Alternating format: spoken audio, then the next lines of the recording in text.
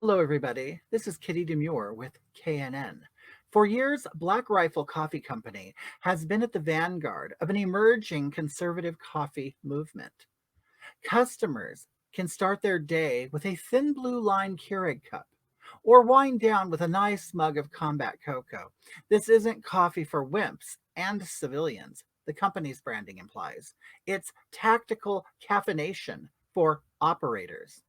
But not even that branding has been enough to save BRCC from attacks from its far right former fans who accused the company of being inadequately militant because it declined to sponsor a teenager accused of murdering Black Lives Matter protesters.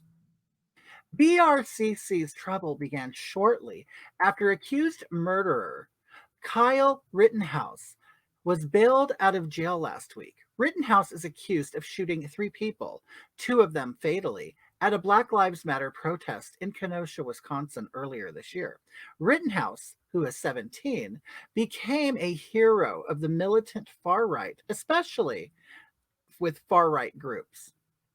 Shortly after supporters posted Rittenhouse's $2 million bail, the host of a conservative podcast that partners with BRCC tweeted a picture of Rittenhouse in a BRCC t shirt. The picture, plus its caption, led viewers to believe BRCC was partnering with Rittenhouse.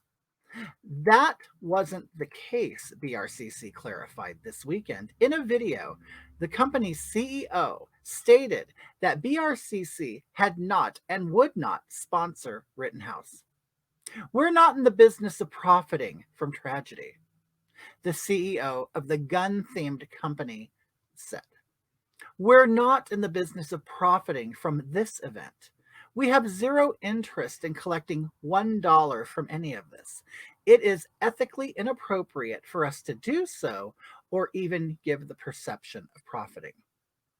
That would be an uncontroversial statement from virtually any other CEO, but not apparently from the leader in the world of conservative coffee. The CEO's statement prompted a hyper caffeinated meltdown from portions of the right, which castigated BRCC as traitors.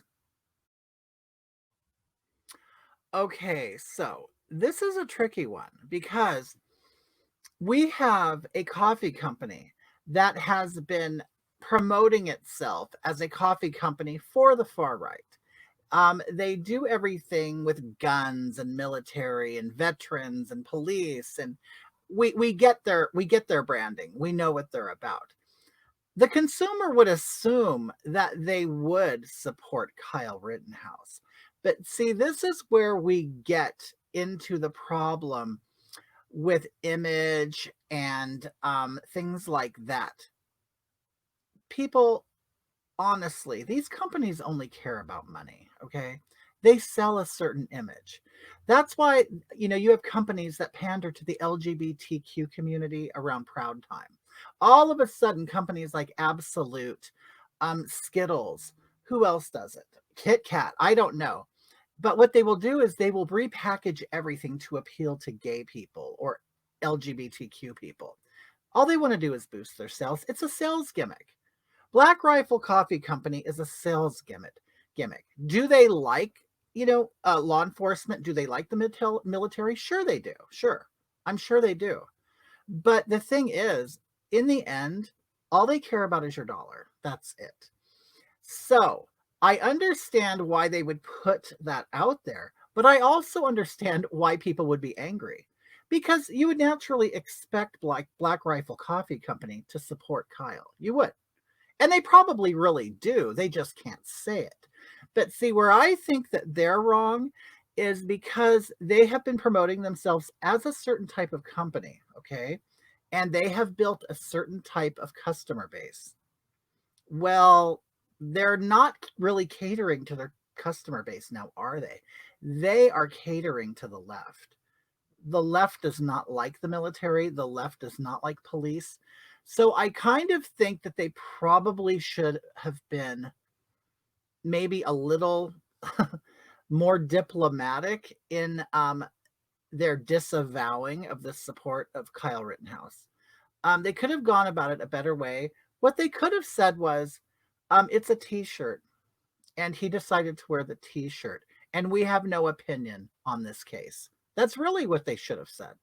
So give me a break.